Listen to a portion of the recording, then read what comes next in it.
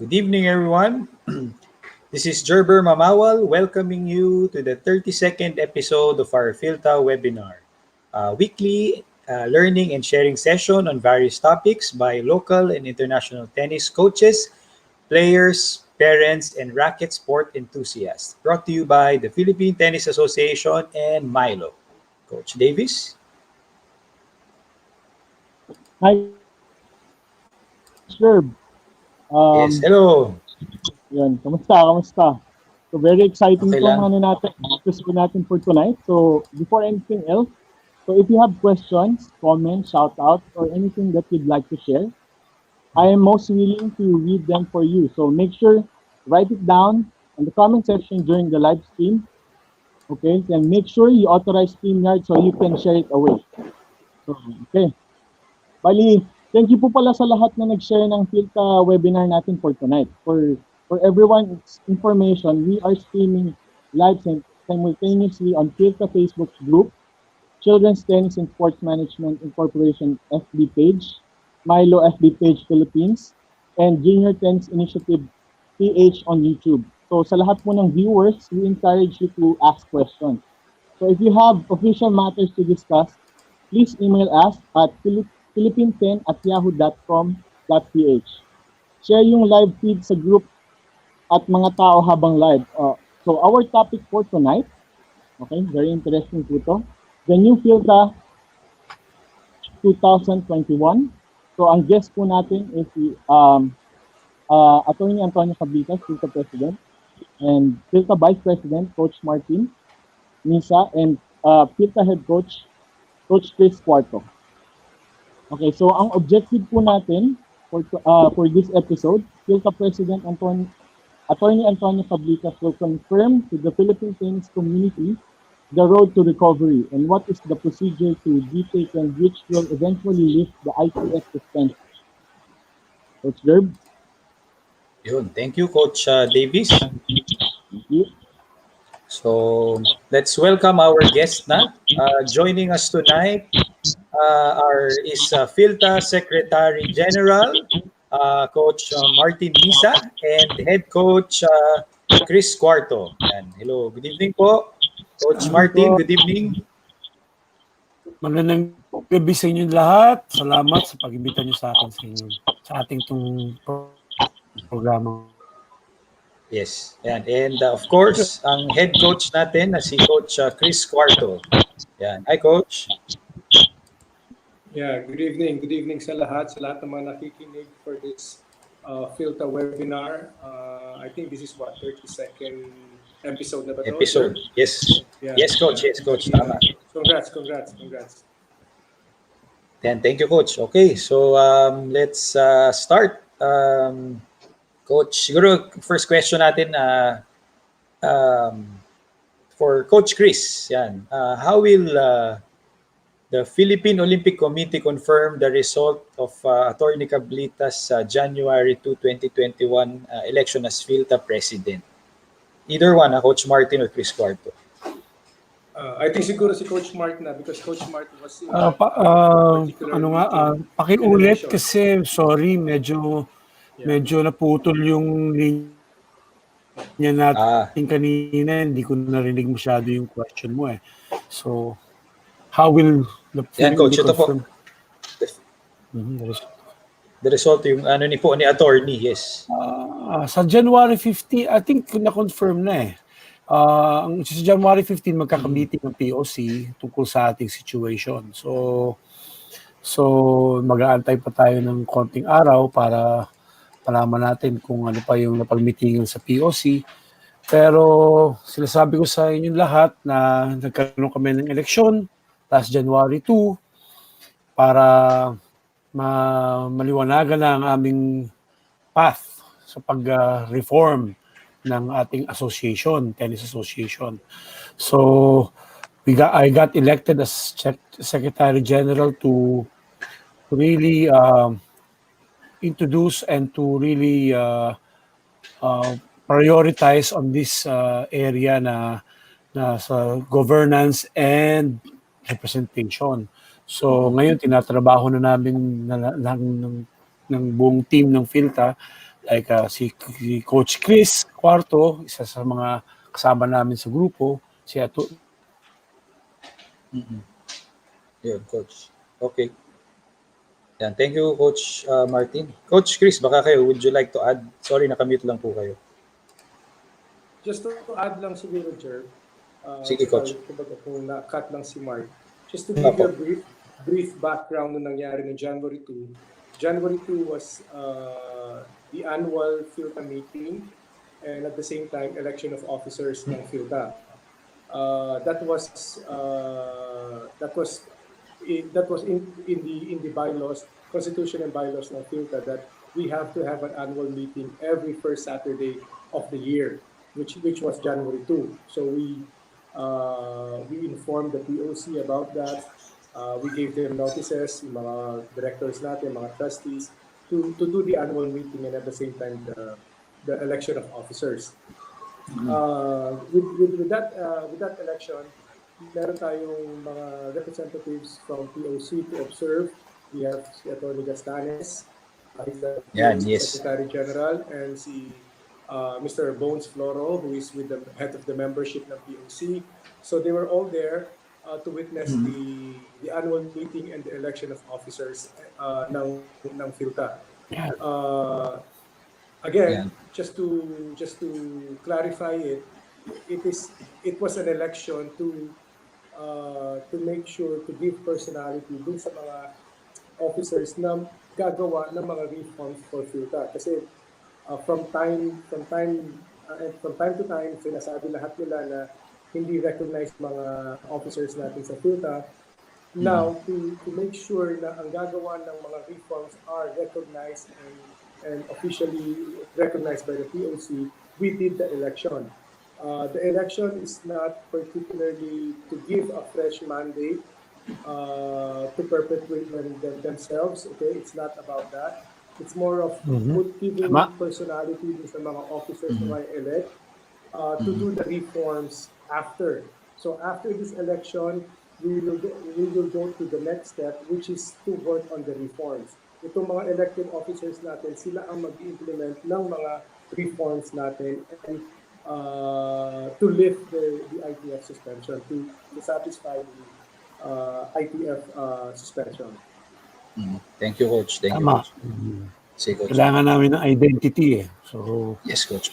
So, kailangan namin para masubmit namin to sa POC tsaka sa SEC, Security Exchange Commission, para magkaroon kami ng tamang reforms and everything. So, ano pa bang ibig sabihin ng aming election? Opo, yung ano pong naging comments ni Atty. Gastanes yung regarding the procedure ng January 22 na 2021 election, Coach? Well,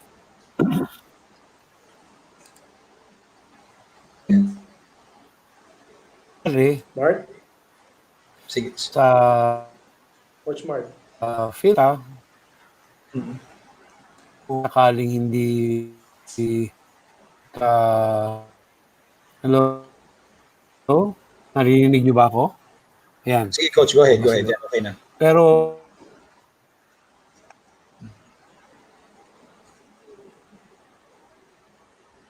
okay. Sige, Medyo mahina siguro Siguro, yes, just signal. to give you yung kay Atty. Gastanes, they were there to observe. Okay? Opo. Ang lang dyan, POC will not interfere with anything. Kumbaga, they're there to observe, to guide us. They were there to help us do the right thing, to do the right ways of doing the election and, of the officers. Siguro one of the main thing that siguro Atty. Gastanes explained was yung mga eventualities na pwedeng mangyari once na hindi ma-resolve yung dispute, hindi magawa yung mga reforms. Yung mga yon, kumbaga he discussed a bit of those. Pero yun nga, I think he made his point naman na POC is there to help the NSAs. Kumaga yun ang pinaabot niya sa Philta na they will support whatever changes that Philta will do and they will be our partners in doing those reforms. So lahat naman kami, lahat sa Philta, I think, understood what he meant, and we are very grateful with POC that they will be guiding us all throughout these reforms and all these reforms para ma-lift yung suspension ng Philta. Yes, actually Thank they're you. very cooperative and very nice nga to Philta na ito'y para mag-succeed tayo, hindi para mag-fail. Ginagagawin Yes. nila lahat ng paraan para maayos ito ng matuwid at maayos para sa Yeah. kinabukasan ng ating asosasyon. Okay? Thank you, thank you. Coach, after the POC certifies Attorney Cablitas election as Philta President, what is the next important step that will eventually lift the ITF suspension? Yes, compliance to the is gusto talaga nila maayos na 'to, matagal na 'tong naging problema eh. Yung representation and governance ng ating asosasyon. Uh, Actually, 1987, according to Attorney Cablitas, maganda na yung maayos ng ating Philta. Nagkaroon lang ng konting pagbabago na nag-register tayo sa Securities and Exchange Commission kasi ni-require ng gobyerno para makatanggap tayo ng Funding. pundo sa gobyerno na mag-register tayo sa SEC, kaya nabawasan yung ating representation, mga trustees, kasi limited to 15 before eh. So now, with the new corporation code na tinanggal na nila yung limits, pwede tayo mag-adjust uli sa ating mga reforms, ating representation. So matagal na itong naging problema na binigay sa amin ngayon, noong 2017, na tapos na ginawang issue ng ibang tao, pero noon pa yan naging problema ng representation. Okay, Coach. Coach, may question po dito. Sino po ba yung mga elected officers if ano lang? As of now, si Attorney Cablitas ang presidente, Attorney Antonio Cablitas. Ang vice president is my father, Mr. Manuel D. Misa. Ako po ang Secretary General, Mr. Martin Misa. And the treasurer, ang tatay ko rin, Mr. Manuel Misa muna. As of now, to do these reforms. Okay. Okay, just to give ano lang, Jerv. Okay, as of now, we have not changed anything from the bylaws. Okay, just to para lang kasi alam mo, a lot of people would think na sila na pala yung na-elect. Okay, we cannot veered away sa bylaws ng Philta. We still have to follow what the bylaws is saying. Okay? Agree. The trustees, the officers will be elected among the trustees. So yun ang ginawa ng Philta. That is in the bylaws. Okay? So ngayon, after that, kasi ngayon, the people will say, sila na naman, sila Mr. Misa or Martin, sila na naman nakaano. Okay, that is not the point of it. Okay? That is just to give personality doon sa mga elected officials natin ngayon to do the reforms. It is not to give them fresh mandate of 3 years na uupo sila. Okay? Yes. Look, after this election comes in amendments na. Okay? There will be amendments in the Constitution and bylaws ng Philta to welcome yung mga changes na gagawin natin to address the representation and governance issue na nigay ng ITF sa atin. I hope that is clear sa ating mga listeners na it is not, kumbaga, we cannot go on a different path sa bylaws natin.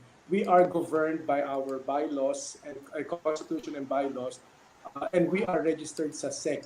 I hope they understand that. I hope everybody will be clear on that. We cannot veer the way to that constitution.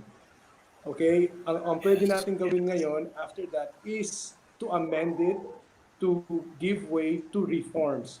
Okay? So I hope everybody understand that. Thank you. Thank you, Coach Yes. Chris. Siguro yung Baka, ano, next, baka nagtataka din sila kasi kung bakit halos 3 tao lang kami nandyan. Marami na pong nangyari. Uh, he, the late president of Philta, Colonel Andrade, died already. So -1, naging 11 na lang sa 12. Tapos the late Randy Villanueva, former vice president of Philta, also matay din. So -1 again, so 10 na lang. So konti na lang kami natira, kaya that's why we have to do some reforms. And we have to follow the bylaws. Hindi kami pwede lumihis doon kasi pwede kami magdagdag ng ilang tao, bawal yun. Ayaw namin lalabang kami or what. So sinunod muna namin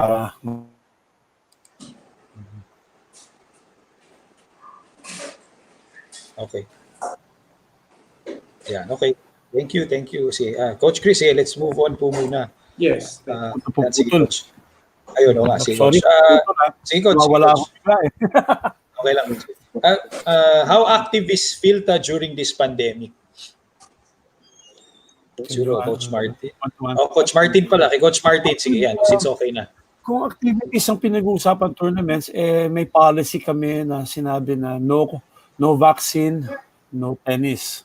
Kasi mahirap na po. Safety ng tao ang aming iniisip. Sa lagay natin ngayon, lumalala pa nga ang ating sitwasyon sa international, hindi ka basta-basta makaka-travel sa ating mga professional tennis players.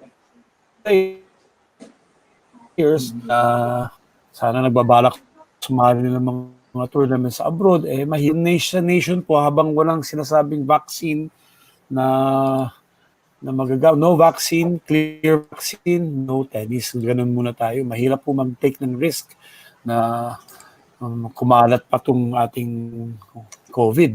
Para yun ang priority natin, safety first ng mga tao, sa mga naglalaro ng tennis. So, as much as possible, less yung mga kung gusto nyo maglaro, pwede naman kayo maglaro on your own. Pero mahirap po yung mag-ano tayo ng tournament, tapos magsasama-sama, kukongregate ang mga tao, baka doon magsimula yung spread po. So, mahirap na po. Pag walang guarantee ng IATF na pwede na, mahirap po. Mahirap po mag-take ng risk. Meron kang gusto idagdag, Chris? Baka meron kang gusto idagdag. Yeah. No, just to add lang siguro, how active is Philta? Philta is still there, okay? Even during the pandemic, yun nga, we came out with a memo at advisory na parang our president was saying no vaccine, no program muna. For now, no tournaments, no program, no face-to-face program. But yun nga, we came up with this with webinar. This is our 32nd episode.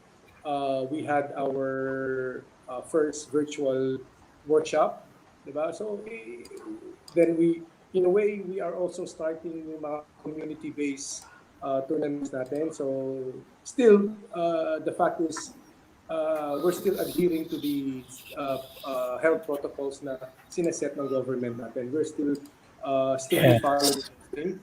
But we are doing as much as we can. Philta is there. Philta is not dead. Okay.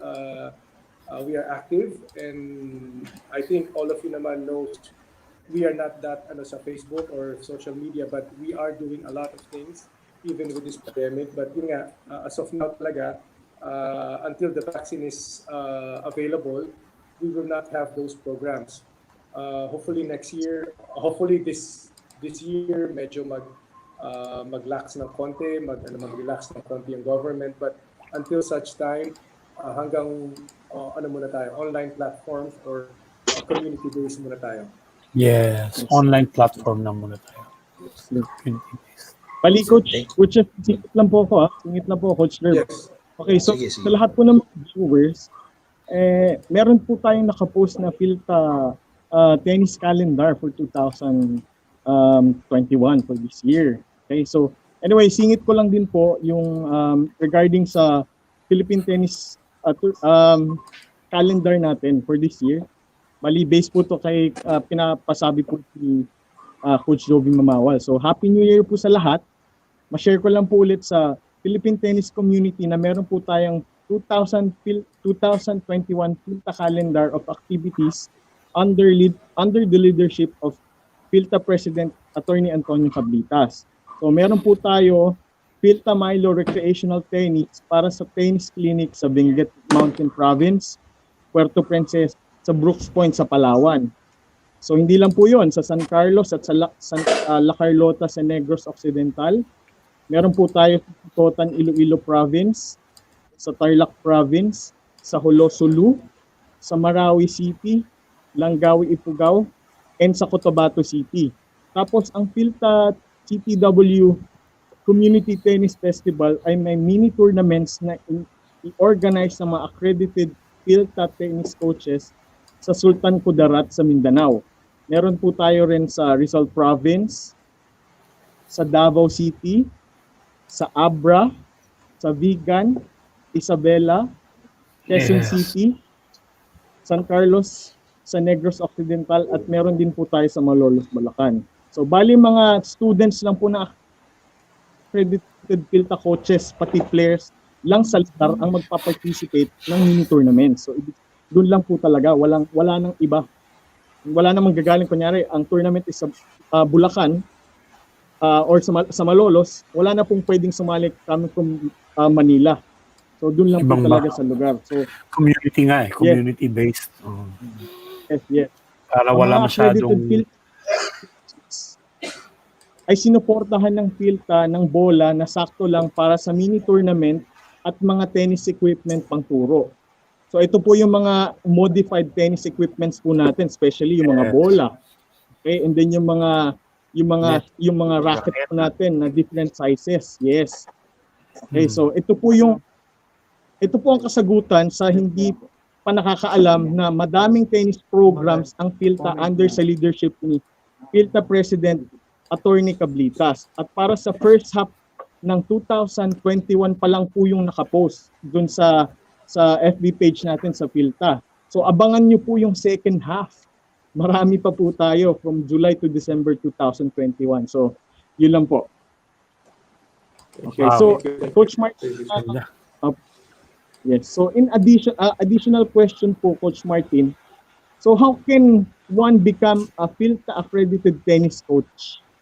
Yun po yung yes. Well, to be an accredited coach, yung may entry level tayo yung play tennis course na talagang kung di na may COVID, nakakumalat na yan sa buong Pilipinas through DepEd and through private initiatives. So, ito ay entry level para makita kung ano yung skill level nyo, playing ability level, and may written exam na kailangan nyo ipasa. Tapos may general knowledge about tennis, pati how people learn, communication skills. So para mag-accredit kayo, you have to take that and be a member of, meron kaming inayos na Tennis Coaches Association of the Philippines. So yan, so nakalatag na lahat yan para ma-address na tong issue ng coaches certification and accreditation, para ma-test natin lahat ng mga teachers natin, even PE teachers, former players who are parents now, who have kids and who are leading in their communities in tennis. Pwede sila mag-apply dyan. Kailangan by invitation muna, kasi gusto namin maayos namin muna yung aming suporta sa mga coaches na yan, hindi lang basta certification. Gusto namin suportahan sila through equipment, through continuous education, and through exposure sa international and national, marami pang conferences para mag-increase ang kanilang ang knowledge about tennis, and And para maayos ang kanilang background, experience, through the years, mag-i-improve tayo unti-unti. May proseso eh. May proseso yan na dapat nating magawa. So, yun ang una, yung entry level natin na play tennis course na nagkaroon na tayo ng isang online. Nagkaroon na rin tayo before the COVID, dalawang face-to-face seminar sa play tennis course sa decathlon, yung una sa PCA, pangalawa doon sa decathlon. Sayang, ang dami na. Ang dami ko na nakaplano, na-cancel lahat because of the COVID, hindi tayo pwede mag face to face. Kaya tayo ngayon we will start on the online kung paano pa natin mag-improve yung online testing and accreditation. Yes, Coach. Okay. Sige. Coach Chris, yung next question po sa inyo, what are the repercussions of the suspension with the players, administrators, tournament organizers, and others? Okay, with the suspension. Oh, sige, Davis. Sorry, Coach. May addition lang po si Coach Roby regarding the Philta tennis tournament sanction naman po. So before lang po sagutin ni Coach Chris, share ko lang po muna. Okay po. So bali, ano naman po ang reason bakit hindi pa nagsasanction ng regular tournament ang Philta? So syempre, bali health and safety ng lahat ang simpleng kasagutan. Okay, so maganda po ang layunin ng Philta president natin. Naninigurado lang po siya para sa health and safety ng lahat. So sa mga nagpapa-tournaments at magpapa-tournaments po, maraming salamat dahil malaking tulong po para sa tennis community natin. So pag meron na pong go signal ang Philippine government, ay maasahan niyo po sa pamumuno ni Philta President Attorney Antonio CABLITAS at mas marami pang Philta activities, lalo na sanction tournaments para sa juniors. Not only for juniors, magkakaroon tayong university level and open tournament, senior tournaments. So, yun. So, hintay lang po tayo lahat. Mangyayari po ito lahat. Ang maganda nga nito, ang ganda na ng momentum natin na COVID lang eh. Nandun na eh. So, nasimulan natin nung 2019 and 2018, unti-unti, tapos biglang kita mo, nandun na yung momentum. Kaso nahinto lang ng COVID eh, sayang. Pero we can restart it again as long as binigay na ng gobyerno ang go signal para safe tayo at maayos ang patakbo ng ating mga tournament. Yes, Coach. Again, Coach Chris, sorry, going back to the question po. Yun nga, Coach Chris. What are the... Sige, Coach, go ahead. Repercussions, okay. Actually, yung suspension came out last July from the tribunal. It came out, and then it was just confirmed last November by the Assembly ng ITF General Assembly during the AGM. Okay, it was suspended. We were confirmed that we are suspended for 2 years. Okay, repercussions nun, okay, if you are suspended, number one, you cannot participate in the ITF events, team events, which are Davis Cup, Fed Cup. Sa mga juniors naman natin, we cannot participate in the World Junior Tennis. Sa under 12, meron din. We cannot participate that. Junior Davis Cup, Junior Fed Cup, those things. And I think also the subsidies coming from ITF, I think we cannot receive any subsidies, if there are any. I think even the JTI program, from what I understand from the development officer, si Jonathan Stubbs, I think even the development ng JTI is also being suspended. So yun, but alam mo, I wouldn't say it's a good thing that it's pandemic that we don't have any program, but siguro blessing in disguise na rin na meron tayong pandemic and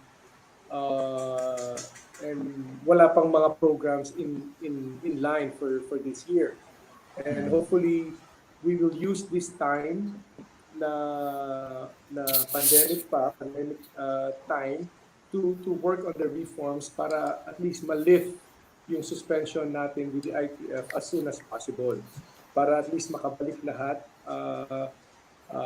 in competing in those team events. Kasi alam mo, Philta's trust is always number one lagi ng mga players natin. We look for the welfare ng ating mga players.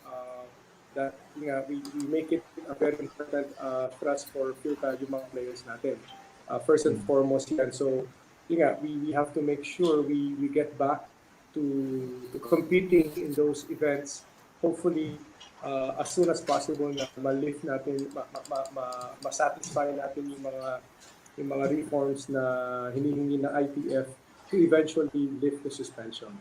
And I think also pala, we cannot host ITF tournaments. Parang we cannot host ITF Junior International also, I think. We cannot do that. Pero hopefully, yung apat nating international tournament, yes, medyo hindi hopefully matutuloy. In a quarter or maybe in about less than 6 months sana matapos natin itong reforms na gagawin natin to make sure ma-lift na yung suspension ng Philta with the help of the POC also. Yes. Sa mga players, sa mga international players, wala naman masyadong epekto. Sa Davis Cup, wala masyadong epekto, Chris, no? Kasi nalaro na natin yung kay Tsitsipas, di ba? Naalala nyo yung Greece, di ba? So, si Tsitsipas, di pa nakakalaro uli eh. After the COVID announcements, di ba? So, lalaruin pa lang nila this year. Hopefully, this year yung last year. No? Kung ganun ang gagawin ng ITF. So, malamang ang Davis Cup natin is 2022 pa talaga. Kung malalaro na this year yung Davis Cup. Kung hindi, baka 2023 pa. Diba? So, yun ang that's my understanding. So, because we have enough time to do the reforms and we'll be ma-approve kagad ng ITF and then maging regular uli ang Philta. Okay? Yes, actually, same thing goes to the juniors natin. Juniors, no, nalaro na natin lahat, ano? Tayo yung huli yata na nag-pre-qualifying and we qualified for the final qualifying mga junior team events natin. Diba? So, we have enough time, hopefully, maayos natin lahat yung reforms. Thank you, Coach. Thank you, coaches. Coach Jerb, Yes, may question tayo. May question tayo from our viewers. Bali, yung question galing kay Sir Andy Maglipon. Okay, so pwede po kasi si Coach Martin po yung sumagot. So ang question po niya, how will amendments be formulated? Ano yan? Pakiulit. How amendments... How will amendments be formulated? Yeah. Okay. Be formulated. Ako na. Ikaw muna, sige. Sige. Okay. After the election nga, then January 2, the next step na gagawin ng Philta is to amend the Constitution. Okay? Amend the Constitution in a way to pave the way sa more representation ng mga regions natin. Okay? As per Attorney CABLITAS, when he was Vice President in 1987, they introduced yung mga RDPs. Every regions yan, meron tayo. Nabanggit ni Coach Mark na bago lang yun because we were subjected to register sa SEC kaya naging 15 ang maximum na trustee. So, but now, one of the reasons of our suspension is representation. Philta will be putting more representation in Luzon, Visayas, Mindanao, and the NCR. We are already in the works on how to go about it with all those representation. But rest assured, all the regions, most of the regions will be represented. Okay? Kasi ngayon, syempre, I think most of our siguro mga viewers or mga listeners natin ngayon, they're thinking everybody, all the trustees are from Manila. Okay, parang lagi nila sinasabi ang Philta is only for Manila. Okay, because all the officers are from here. Alam mo, way back, meron na tayong mga RDPs. Okay, and we would just have to put back, okay, maybe in a different perspective lang, pero same, parang same thing, they will be represented. People will be representing those regions ng Philippines, of the Philippines. So parang at least to satisfy also yung mga issues natin regarding representation. I think that's already in the works. Okay, rest assured we are working on that. Inaayos lang muna natin yung bylaws natin because we cannot act on anything unless we amend the bylaws.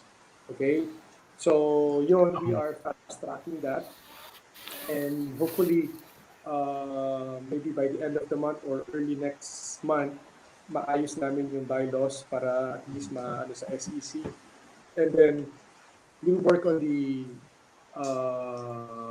putting people there, and then eventually magkakaroon ulit ng election. Okay, magkakaroon ulit ng election for the national president among those trustees that represents those particular regions. That's good to hear. That's good to hear, Coach. Kasi nung 2017 yung naging vice president ako ng Philta, isa na to sa mga concerns ko. Gusto ko bumalik nung sa 1987 na magkaroon ng representation. Tamang-tama, si Atty. CABLITAS ang gumawa nun dati. Kasama niya si Atty. Juan Marfil.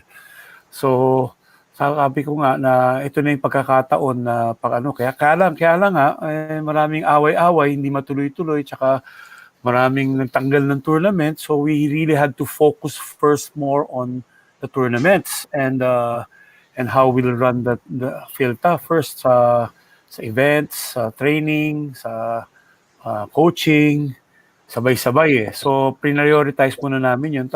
Tapos ito nga, may nagreklamo sa ITF, dumiretso, so nasuspindi tayo. Pero tagal na namin gustong gawin ni Atty. CABLITAS siya, 2017 pa.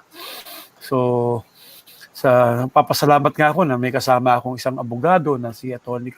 CABLITAS na marunong na kung paano ang procedure, paano ang proseso para magawa itong gusto namin gawin na reforms. Kasi noon, hindi walang mangyaring reforms So, ito na yung pagkakataon, sabi ko nga sabi nga ni Atty. Kailangan muna tayo magkaroon ng identity kasi hindi tayo nire-recognize last time Magulo, maraming reklamo, maraming so saka na muna natin gawin yan. Gawin muna natin itong tournaments, representation sa mga international events, international tournaments, ng juniors dito, ang PCA Open na ma-maintain namin. Yun muna kami nag-focus for the past 2 years and a half. So, and then now that nagkaroon ng COVID, wala tayong masyadong tournaments dahil bawal, pwede tayong maka-focus dito. Yeah, siguro just to add lang, Jerb, just to mention lang, I think it's very much worth mentioning na si Mayor Edwin Olivares yes, nga pala, sorry, kalimutan ko. Head nung constitutional amendments na gagawin ng Philta. He will be heading it. He will be the chairman ng constitutional amendments ng Philta. So, kumbaga lahat ng gagawin natin will be with his guidance also ni Mayor Edwin. Yes, okay? Sorry, nakalimutan ko lang. Yeah, for all of the meetings we have with Philta for the past months, si Mayor Edwin has been there for Philta and he's been attending those meetings. So lahat yan, kumbaga with the ni Mayor Edwin. Okay, alam lahat ni Mayor Edwin yung mga nangyayari sa Philta, and he himself also accepted the job of being the chairman for the constitutional amendments ng Philta. Okay, that's good to hear. Si Coach Davis. Coaches, meron lang pong meron pong comment. So basahin ko po. Comment po galing kay Coach Rod Rafael. Yes. So Ang comment all the way from New York. Yan. So ang Wow! comment niya po, Hi, Rod! yes. So ang comment niya po, dapat young and new ang officers ng Philta. So ano po ang mako-comment niyo doon? Ano po Ano masasabi yun? niyo? Ano yun? Ano yung sabi? Dapat Young and new. dapat young and new ang officers ng Philta. Yes. Yes. Ano masasabi niyo? Siguro, ano lang, I agree with Coach Rod, okay? I agree with him. But this will be a very different Philta, okay? After the reform, it will be a very different Philta. Lagi nga namin pinag-usapan ni Coach Mark, the trustees will not just be a title anymore, okay? Yung mga trustees will be working, okay? It will not be para a privilege na may position ka or may title ka. Okay? Ang usapan namin with Attorney CABLITAS, Martin, ang usapan namin is the trustees will be working on putting up programs on their particular areas. Young, kumbaga, can be young, kumbaga, whoever can affect with the programs na ilalagay natin, yun ang ilalagay natin. Yes. Eventually, kumbaga, it will be based on your performance. Ika nga. You can be taken out as a trustee if you're not performing. Okay, so now it will be. I want to tell the viewers that it will not be, the trustees will not just be a title anymore. Okay, they will be working. They will be working trustees, and kumbaga from the framework that we are working, those particular trustees can appoint as much deputies that will be under those trustees. Sila, kumbaga, they can do network. Okay? So, yun ang sinasabi ni Coach Rod, young, new. Yes, we will do that. We will work on that. But yun nga, no one is dispensable na parang pwede matanggal pa rin if they're not doing it. Okay, so it will be a very different Philta after the reform. So rest assured, we are working on those particular changes, and yeah, sponsors, it will come in. Okay, it will come in. Exciting. Has been giving us a lot of with sponsors naman, and prior to this suspension, we are doing very well.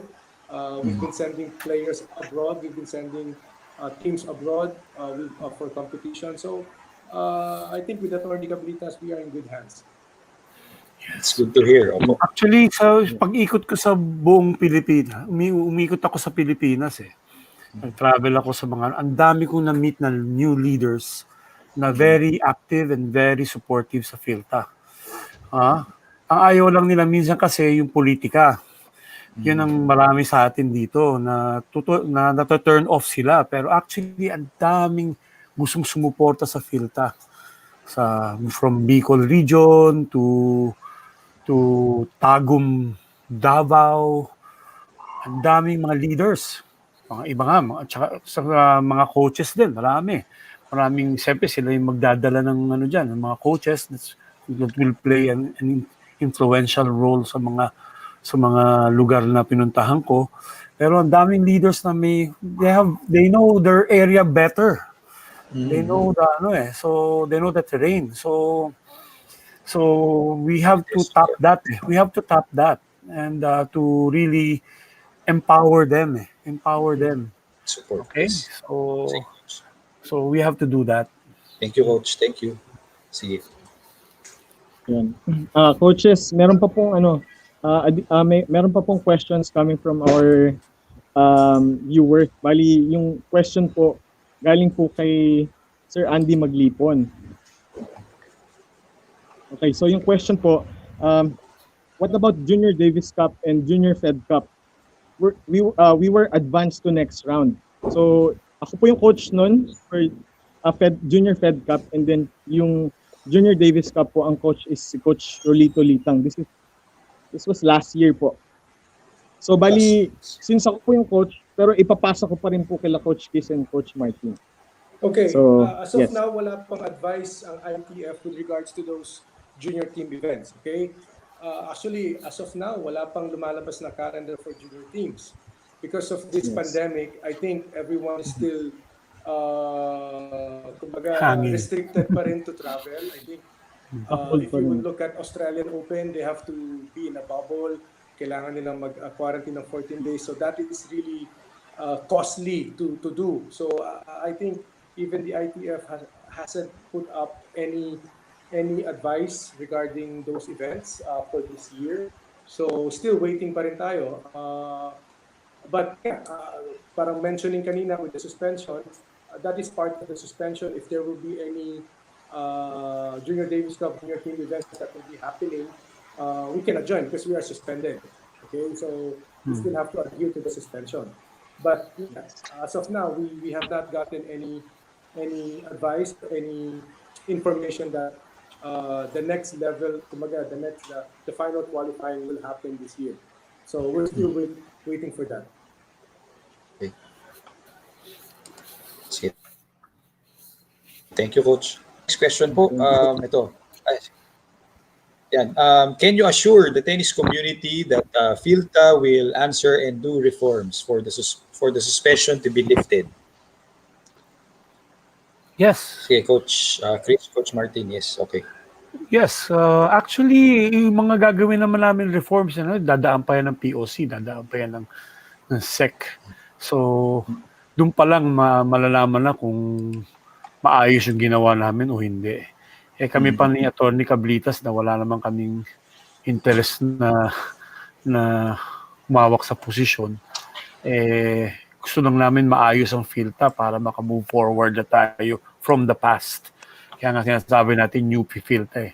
Gusto ko nang magsimula ng maayos uli na wala na yung mga politika masyado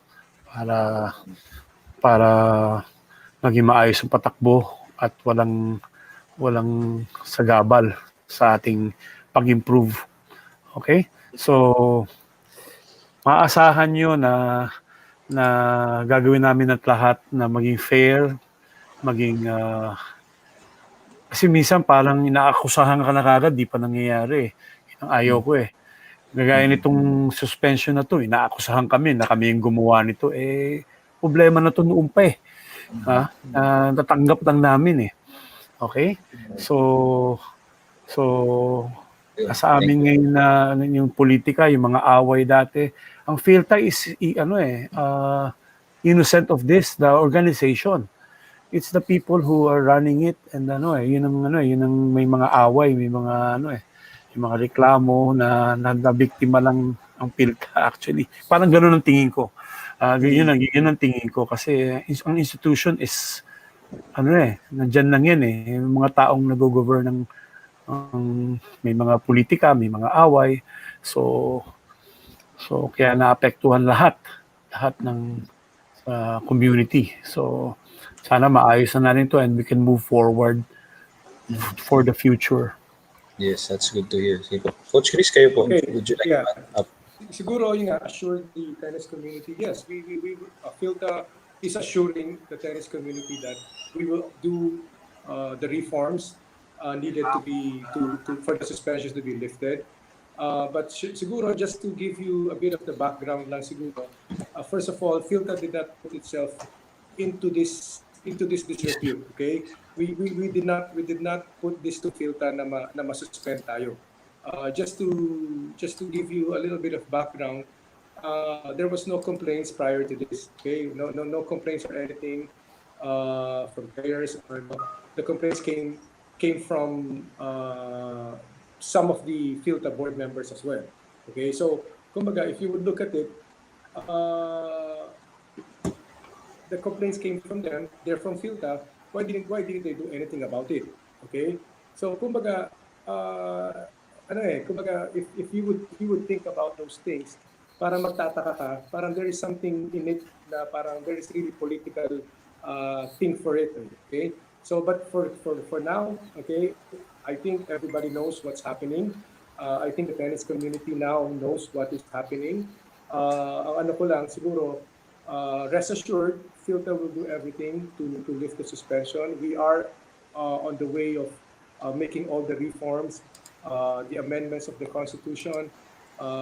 We have the programs in place Pag natapos ang pandemic, we will go full with those programs. We will go full on those programs. So tuloy-tuloy pa rin. We are still working with the POC, with the PSC, with the ITF eventually when the suspension is lifted. So, alam niyo, let's not indulge ourselves sa politics, okay? If we can do it, some people were saying, ba't hindi na lang gawin, ba't hindi na lang sagutin? Okay, look, we will answer, okay? Philta will answer, but at the same time, we need to tell the tennis community how things happen. Okay, what are the reasons why we got suspended? Okay, and Philta did not put itself into disrepute. Let's be clear on that. We did not put Philta to be suspended. Okay, we are doing very well before 2017. We were doing after 2017. We are doing very well. Okay, so I hope now people, tennis community will understand kung ano yung stand ng Philta.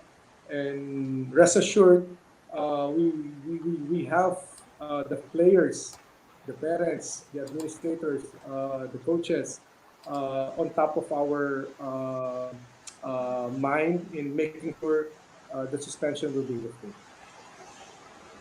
Okay. Thank you, Coach Chris. Sige. Okay, Coach Davis, yes. Well said, well said. But coaches, meron pa pong pahabol si Sir Andy Maglipon. Question po. Who decides whether a trustee is working or not? Sige, Coach Chris. Executive committee, Okay. we will form a committee Yeah. na lalagay namin yun sa bylaws or may mga committees kami na itatayo na para supervise and to assess these vice presidents. So may procedure pa yan eh. Maganda nga sana kung nandito si Attorney CABLITAS, siya ang mag-explain sa amin explain sa mga tao na kaso he's may emergency na siya today na hindi siya makasali ngayong gabi. So parang maganda anyway, mag-part 2 po. Kailangan may part 2. Siguro just to add lang siguro kay Coach Mark. Everything is in the works. Okay? We are working on it. First, syempre, amendments, uunahin yun. And then the mechanics of it, the framework, mechanics of it, susunod na yun. Yes, structure. And then, the structure and everything will come after. Okay, but if Andy is asking about who will do the appointments, kumbaga yung who will decide on. Look, it will be in the framework. It will be in the framework, and rest assured, lahat yan will be put into the framework ng amendment ng bylaws ng Philta. Okay. Si Coach Davis. Thank you, Coach Chris. Thank you po, thank you. Okay po, bali yung question po na susunod, galing po kay Coach Jovi Mamawal. Okay, so yung question po, personally, I know that your real objective is to simply bring peace and order back to Philta. And after you have achieved to bring back the real Philta to the Philippine tennis community, is there anything more that you would like to achieve for the Philippine tennis community? Sige po. Well, sabi nga sa akin ni attorney, we have to go back to its original design ng association eh. Pero there are also new things that are nagbago na. Dati kasi puro volunteer work lahat eh. Mga tao sa Philta is volunteer work. And siyempre, pag gano'n eh, ganda din sana mag-hire tayo ng mga professionals na to really run the association. So, darating tayo sa panahon na yun na gano'n na nga, to professionalize the association, tapos to have a new tennis. Actually, gusto ko, maayos muna yung mga tennis court, facilities. How can you play tennis if the facilities around the country are dilapidated? Mga clubs, umikot ako, mga ibang clubs, hindi standard na kanilang court, medyo nabubulok na, maraming ganun eh. So, tingin ko that's a first priority na to really assist the clubs to get the clubs stronger and more organized, registered, para malaman natin ng mga members nila yung activities nila para we can send tennis coaches, trained tennis coaches to assist them in their programs. And siyempre, hindi naman bigla-bigla lahat 1,000 clubs, ganun kaagad yan. Siyempre, magsisimula tayo because we will create that momentum to really facilitate the needs of the clubs. Kasi sila naman ng ano niyan eh. Nangyayari kasi masyadong center sa Philta, naging big government ng Philta na lahat umaasa sa Philta. Dapat malakas yung mga clubs eh. So, small government ang dapat tayo eh. Yun ang idea ko ng Philta, sinare ko na rin kila attorney yan, na dapat ang lumakas talaga yung mga regional associations natin, mga ano, para to the point na they can stand on their own, they can support their own kids, or they can support their own programs para mas madali at mas effective ang Philta. Hindi yung nasa isang tao lahat yung gagawa. So, mahirap yun. Maganda yung talagang lahat tayo nagtutulungan. At the same time, empowered yung ating mga regional vice presidents or regional trustees and our our deputy top trustees. Marami pa yan. Mamaya magiging kakaroon sila ng sarili ng regional kanya-kanyang regional associations yan eh. So yeah, we will encourage that so that they maayos yung political aspect ng tennis. So tapos yung mga trustees na lang ang boboto ng ating mga officers sa Philta. So sana ganyan sana ang mangyari. At talagang yan ang goal namin ni attorney. Wala kaming papanigan, wala kaming so gagawin namin ng tama. Lalo na si attorney is really diin niya yan. So I assure the public na the tennis community na gagawin namin ng lahat na maayos at maging professionalize ang ating association and to the point na maaari nang magtayo ng kanya-kanyang mga events yan lahat about association, regional association. So kanyang pagalingan yan. So that's it. So thank you. Thank you, Coach Mark. Coach Chris, would you like to add po?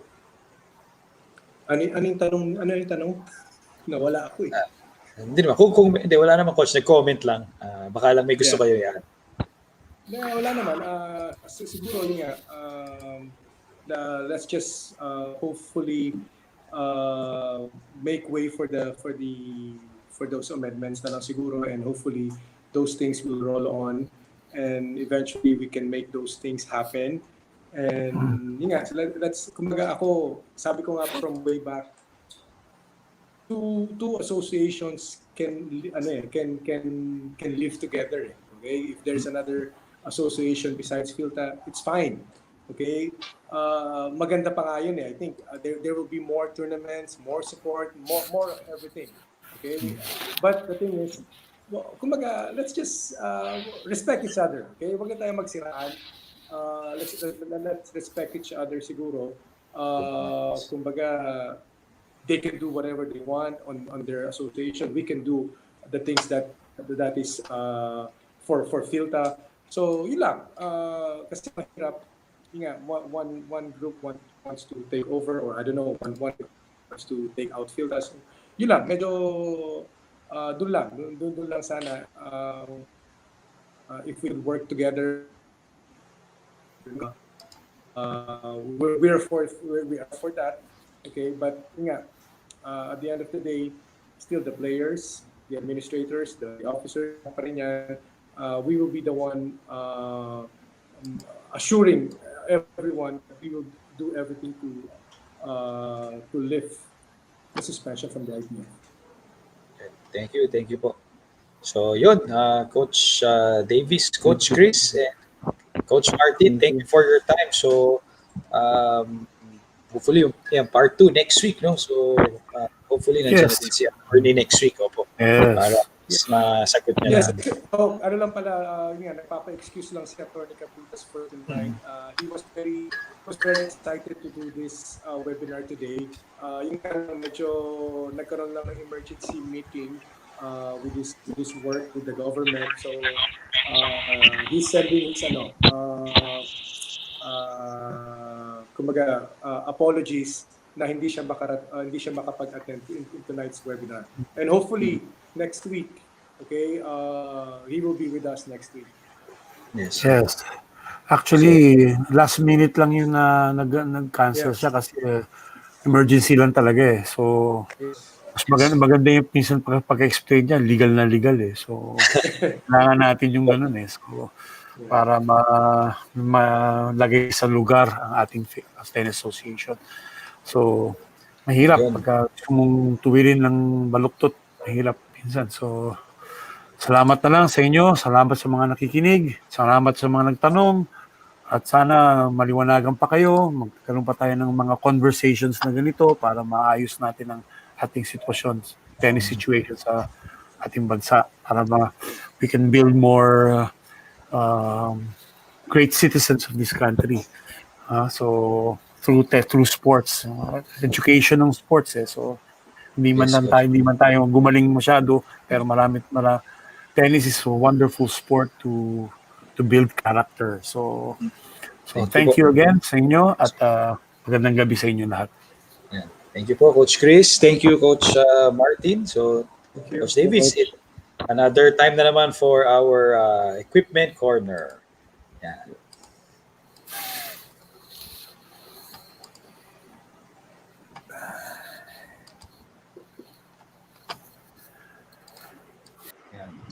Hi, Coach Davis. Hi, Coach Jerv. Mukhang maganda yung featured equipment natin ng mga past episodes. Oo nga eh. Ano ba yung history ng brand na yun? Ang ganda eh.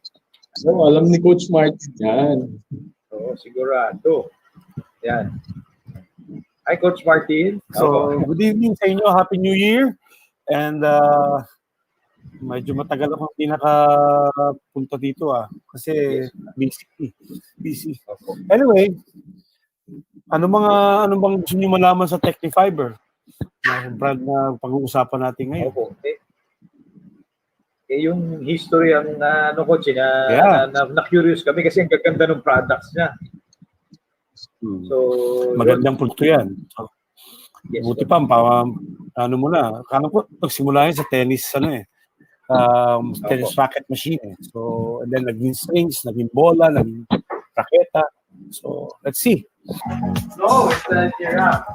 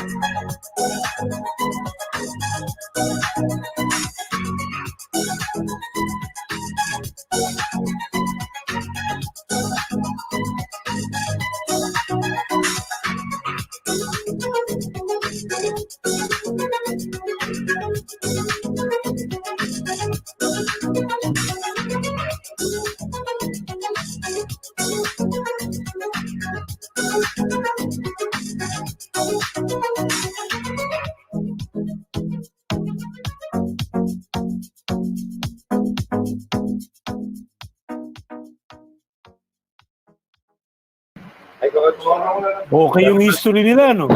Opo. Galing, no? Ayos. Pati yung pagka-transform ng logo nila, nakita dun eh. Kung paano nagsimula yung logo nila, yung latest logo nila ngayon, no? Part na pala sila ng Lacoste Group. So, mas lalo na gumanda yung branding nila. So Lacoste, ganda na. Magandang grupo yun. Yes, Coach Martin. Ano po ba yung featured equipment natin for tonight? Dalawa tong natin, yung feature natin tonight. Isang string, tsaka isang bag. Itong bag na to, matagal na klaseng bag ito. Pero meron akong dalawa nito. 10 taon na yung isa 7 years na, buhay pa hanggang ngayon. Ganun katibay itong bag na to. Ginagamit ko to sa traveling. Pero siyempre may bago silang modelo ngayon, no? Maganda yung design nila, bagong logo na. Akin yung lumang logo pa. Paano nag-evolve yung logo ng Technifiber, yun. Ganun katibay ito, mga bag na to. Tsaka ang dami na napuntahan ng lugar na to. Yung string naman, Coil Zoom. Ang pangalan nitong string is Coil Zoom Ice Code. Ang dating ginagamit namin is black code, red code. Panghilig sila sa ganun. Ito, Coil Zoom Ice Code. So, ano ba gusto niyo malaman dito sa ano na to? Anong gusto mo? Davis, mauna. Siyempre, Coach, start tayo with the Technifiber Ice Code string. Sakto, malamig ang panahon eh. Anyway, itong string na to is bago itong labas. Kasi dati, normally, black code, red code ang alam natin sa Technifiber. Ito yung ice code. So, it provides explosive power, flexibility, and good ball touch.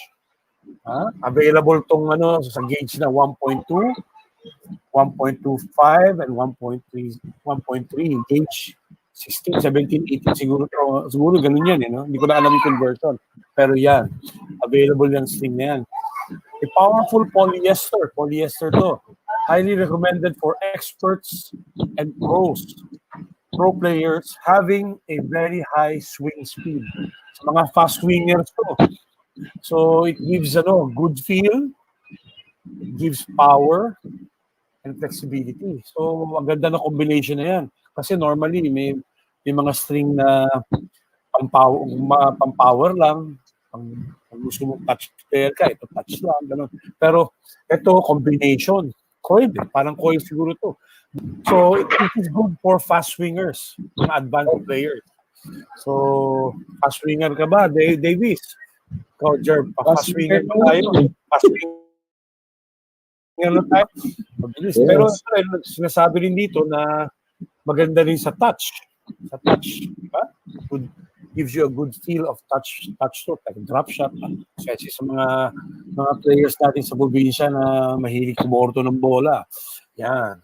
Bagay sa kanila yan. So, yung long short game, di ba? Long short game, di ba? So, yun ang features ng string na yan. Yung susunod na feature natin is yung bag ng itong sinasabi kong matibay na bag na to pang-travel. So, ang tawag dito is Endurance Black Rolling Tour. Bakit rolling? Rolling. That means may gulong. May gulong. Yeah. Matibay ang gulong nito. Yung dalawang magulong pag nagta-travel ka, madaling dalhin. Pwede mong hatakin. Tsaka tamo yung materials, tarpaulin yata yan. Iba na to, mas matibay pa yata to kaysa doon sa mga bag ko. Okay? Tsaka pareho ang design. Ganyan ang korte. Hindi na binago yung korte. Pero yung materials, binago nila. Tsaka yung logo, syempre. Pero the design, the gulong is the same. Okay? Ideal for transporting your equipment during travels. Pan-traveling to. Okay, pupunta ka ng ibang probinsya, yan, madaling mga damit mo, raketa mo, pwede mo ilagay dyan, bola, okay? Ultra-resistant and very large wheel bag. Equipped with 2 wheels, it can be pulled thanks to its retractable handle. Yung kita niyo yan, may retractable handle yan. Or carried in on the hand or on the shoulder. Pwede rin yan kagay sa shoulder. Okay? So, very flexible bag yan. Pwede mong lagyan ng equipment, pwede mong lagyan ng damit mo. Napakatibay. Napakatibay. Siyempre yung akin, marami ng gas-gas kasi alam mo naman, paano hinahagis sa airport yan eh. So, ganun katibay yan. Hinahagis-hagis na, buhay pa rin. So talagang matibay na bag yan. It's really a nice bag, very very comfortable na rin kasi cushion pa yan. Cushioning pa yan. Hindi tumatama sa yung mga matitigas na parte ng gamit mo.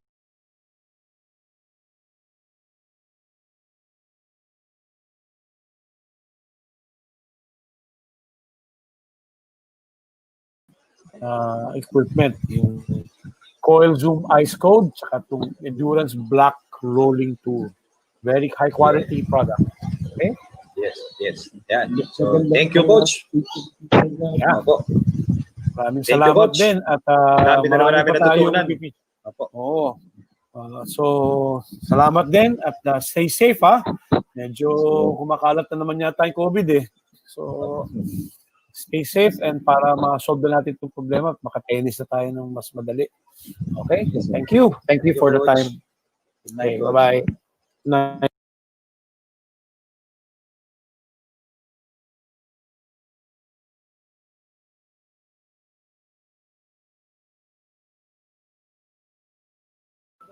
Hi guys, Coach Kevin here and welcome back to our Milo Summer Tennis Tips for Beginners. Are you guys ready? We're ready! Let's go! Start first with the proper serve, then we will do the proper rallies, okay? So, serve.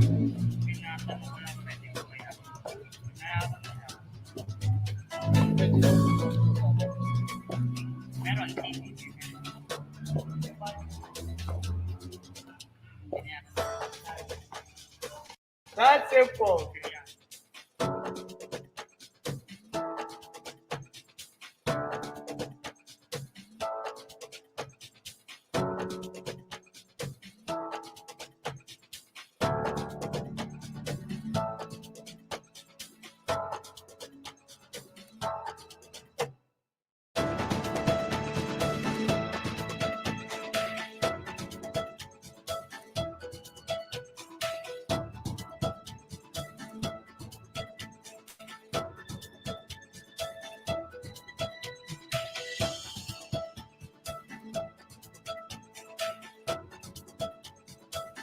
Again, we're going to use the standard net, but the same activity, okay?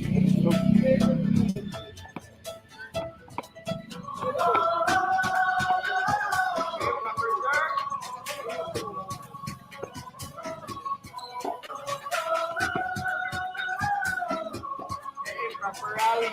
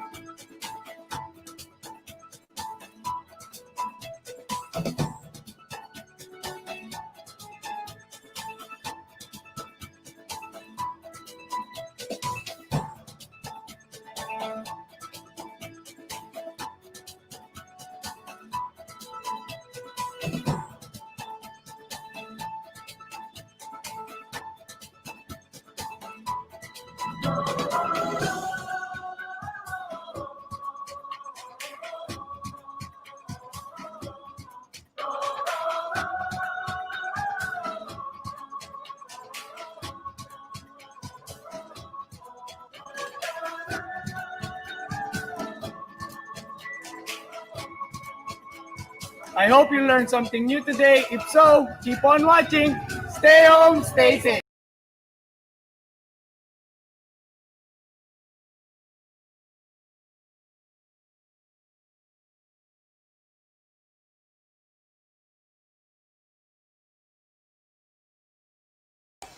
Hello. So, yun.